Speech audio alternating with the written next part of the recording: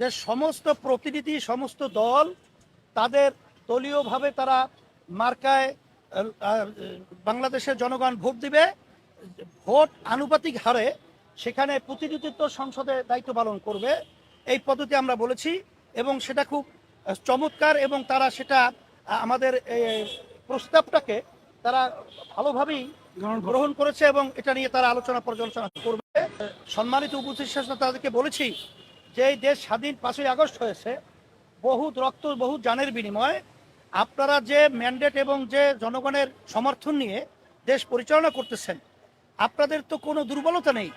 তাইলে কেন যারা নাকি খুনি এবং যারা নাকি দেশের টাকা পাচারকারী এবং যারা নাকি দুর্নীতিবাজ, এরা কিভাবে দেশ থেকে পালালো, এইটা আমাদের বোধগম্য না। এটা জাতি কিন্তু এটা মানতে চায় না, আর আপনাদের দুর্বলতাই কিন্তু এটা প্রকাশ পেতে চায়।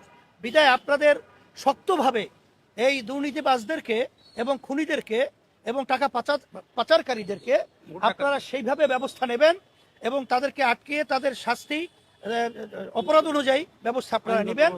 এইটা বিশেষ করে আমরা তাকে আমরা বলছি। আর বিশেষ করে আর ওই স্বৈরাচার এবং যারা নাকি এই খুনি এবং ফ্যাসিস্ট, এরা যেন আবার বাংলাদেশের মধ্যে বিশেষ করে যারাই হোক তারা যেন নির্বাচন করার সুযোগ না পায়, এই বিষয়টাও আমরা উপদেষ্টার কাছে বলেছি।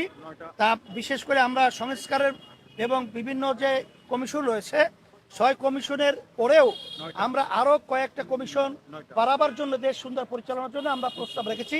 সেই প্রস্তাবটা এখানে 9টা আছে আমাদের, সেটা আপনারা দেখে নেবেন। আপনাদের সকলকে ধন্যবাদ জানাই। আমরা আপনাদের দোয়া করি, আমরাও দোয়া চাই, আমরা সবাই একত্রিত হয়ে কল্যাণ দেশ যেন আমরা গড়তে পারি। তৌফিক আল্লাহ দান।